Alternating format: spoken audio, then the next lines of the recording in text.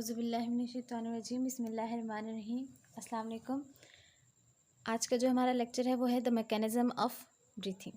Lecture start करने से पहले अगर आप मेरे चैनल पर नए हैं तो मेरा चैनल ज़रूर सब्सक्राइब कीजिए और साथ में बेल आइकन का बटन भी दबाइए ताकि आगे आने वाली जितनी भी मेरी वीडियोज़ हैं वो आप तक पहुँच जाएँ। और साथ ही साथ मेरे चैनल को लाइक भी कीजिएगा और आगे इसको शेयर भी कीजिएगा। अब हम अपने लेक्चर की तरफ चलते हैं। हमारा जो टॉपिक है वो है मैकेनिज़्म ऑफ ब्रीथिंग। हम देखेंगे कि ब्रीथिंग होती किस तरह है, इसका मैकेनिज़्म क्या होता है। तो सबसे पहले तो आपको ब्रीथिंग का पता होना चाहिए कि ब्रीथिंग हमारे पास क्या होती है। The physical movement for taking air to the lungs and then removing air from the lungs is called breathing. Breathing हमारे पास वो फिजिकल मूवमेंट होता है ना कि जिसमें हम अपने लंग्स में एयर लेके जाते हैं और वहाँ से एयर जो रिमूव होती है, मतलब ऑक्सीजन हम लोग इनहेल करते हैं, कार्बन डाइऑक्साइड एक्सहेल करते हैं। तो ये जो हमारे पास प्रोसेस होता है, एक्सचेंज ऑफ गैसेस होती हैं, इनको हम क्या बोलते हैं, हमारे पास क्या है, ब्रीथिंग है। अब ब्रीथिंग के दो फेजेस होते हैं, इनहेलेशन, एक्सहेलेशन।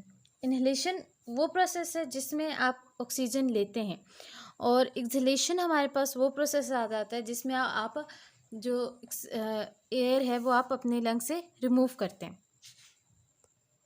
इनहेलेशन को हम लोग इंस्पायरेशन भी बोलते हैं, ठीक है।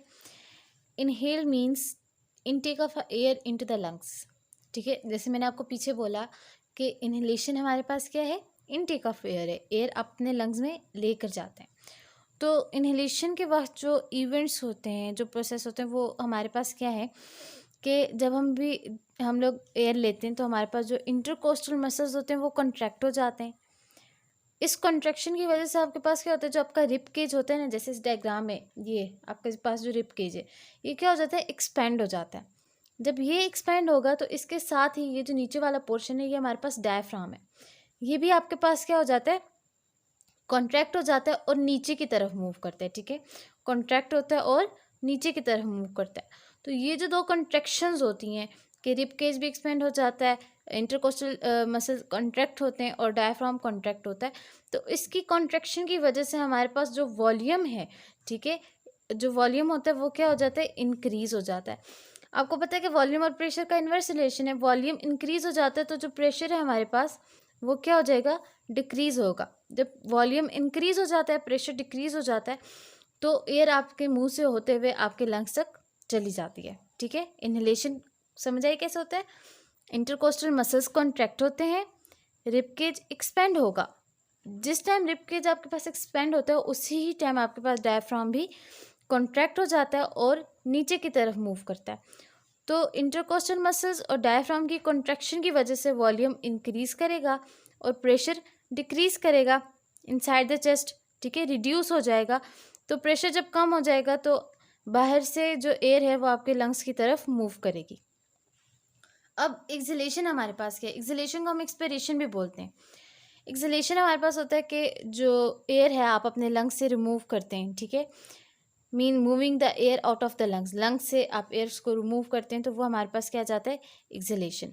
इसके पास जो इवेंट्स होते हैं वो कौन से हैं, बिल्कुल ये उलट है। आपको इनहेलेशन समझ आ गया तो एक्सहेलेशन बिल्कुल सेम वही है, सिर्फ उलट कर देना है कि इसमें इंटरकोस्टल मसल्स आपके पास रिलैक्स हो जाते हैं, जिसकी वजह से क्या होता है, आपका जो रिब केज होता है वो इनवर्ड मूव करता है, ठीक है।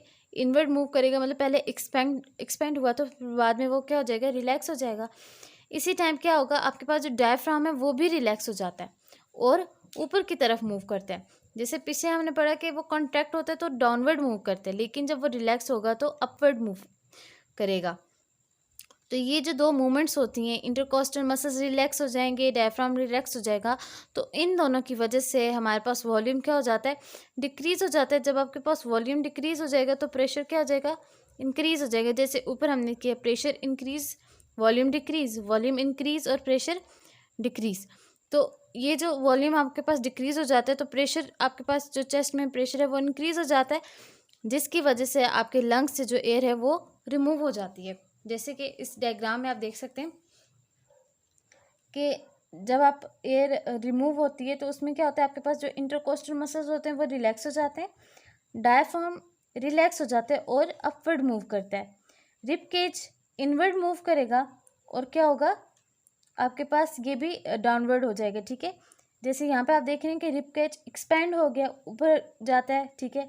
और जब आप लोग एयर को रिमूव करते हैं तो वो क्या हो जाता है, रिब कैज रिलैक्स हो जाता है। तो इन दोनों की वजह से क्या होगा कि जो प्रेशर है आपके पास वो क्या हो जाएगा, इंक्रीज़ हो जाएगा। लंग्स के अंदर प्रेशर इंक्रीज़ हो जाता है, वॉल्यूम डिक्रीज़ हो जाता है, तो वो जो एयर है वो आपके लंग्स से रिमूव हो जाती है।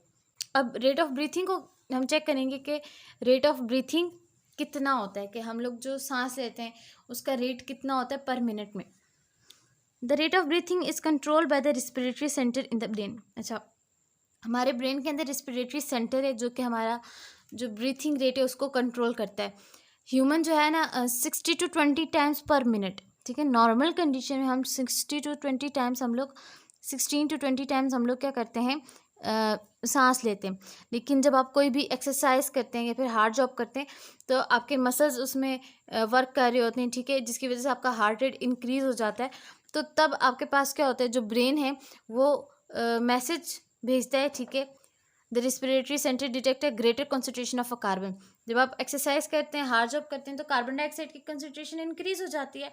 तो ब्रेन के अंदर जो रिस्पिरेटरी सेंटर है वो क्या करता है, इस चीज़ को डिटेक्ट करता है। डिटेक्ट करने के बाद क्या करता है, वो मैसेज सेंड करते हैं हमारे मसल्स को, रिब्स को और डायफ्राम को, ठीक है। जब मैसेज उनको सेंड करते हैं तो तब क्या हो रहा है, जल्दी जल्दी कॉन्ट्रैक्शन हो रही होती है, रिलैक्सेशन हो रही होती है मसल्स की, कि मसल्स कॉन्ट्रैक्ट हो रहे होते हैं, रिलैक्स हो रहे होते हैं। तो ये जो मसल्स जल्दी जल्दी कॉन्ट्रैक्ट होते हैं, रिलैक्स होते हैं, इस दौरान आप जो है 30 to 40 टाइम्स पर मिनट हम लोग क्या कर रहे होते हैं, सांस ले रहे होते हैं। नॉर्मल कंडीशन में 16 to 20 टाइम्स है, लेकिन जब बहुत तेज़ी से मसल्स हमारे कॉन्ट्रैक्ट होंगे, रिलैक्स होंगे, तो 30 to 40 टाइम्स हम लोग क्या करेंगे, पर मिनट हम लोग सांस लेते हैं। ये हमारा रेट ऑफ ब्रीथिंग है।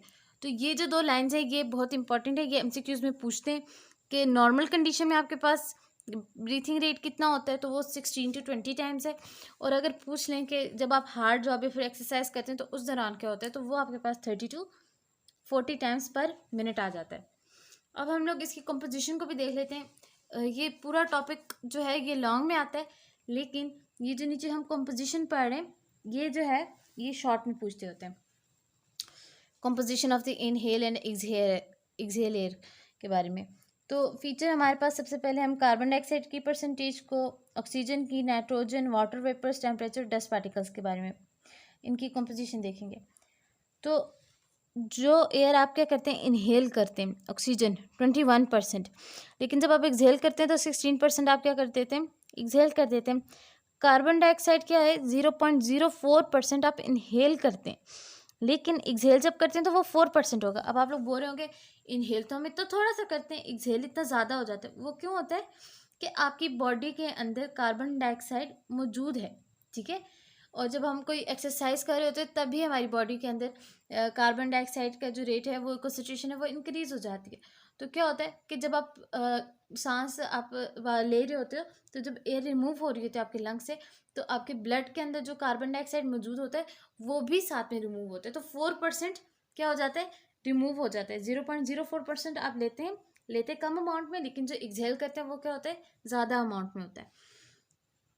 नाइट्रोजन क्या है, 79% आप लेते हैं, वापस 99% ही एक्सहेल कर देते हैं। वाटर वेपर्स वेरिएबल होते हैं, लेकिन जब एक्सहेल करेंगे तो वो सैचुरेटेड होंगे। टेम्परेचर भी वेरिएबल होता है, लेकिन जब आप एक्सहेल करते हैं तो जो टेम्परेचर होता है वो क्या होता है, बॉडी टेम्परेचर के इक्वल होता है, ऑलमोस्ट इक्वल होते हैं, ठीक है। और डस्ट पार्टिकल्स जब आप सांस लेते हैं तो तब तो डस्ट पार्टिकल्स वेरिएबल्स होते हैं, लेकिन जब आप वापस एयर रिमूव होती तो तब डस्ट पार्टिकल्स नहीं होते, ठीक है, तकरीबन नहीं होते। ये क्यों होता है कि हमने एयर पैसेज वे में पढ़ा था कि जब हम सांस लेते हैं तो हमारे नॉस्ट्रल्स के अंदर क्या होता है, म्यूकस होता है और हेयर स्मॉल टाइनी हेयर्स होते हैं। तो वो म्यूकस और टाइनी हेयर्स क्या करते हैं कि हमारी जब हम सांस ले रहे होते हैं तो सांस लेते वक्त जो डस्ट पार्टिकल्स हैं, ठीक है, उनको अंदर जाने नहीं देते, तो हवा अंदर चल जाती है, तो जो डस्ट पार्टिकल्स है वो पास आउट नहीं हो सकते, जिसकी वजह से क्या होता है कि जब इनहेल कर रहे होते हैं तो डस्ट पार्टिकल्स होते हैं, लेकिन जब एक्सहेल करते हैं तो डस्ट पार्टिकल्स ऑलमोस्ट नैन, मतलब कि तकरीबन ना होने के बराबर होते हैं। तो मुझे उम्मीद है आप लोगों को अच्छे से समझ आया होगा। फिर भी कहीं से कोई भी कन्फ्यूजन हो तो आप लोग मुझे कमेंट करके बता सकते हैं। शुक्रिया।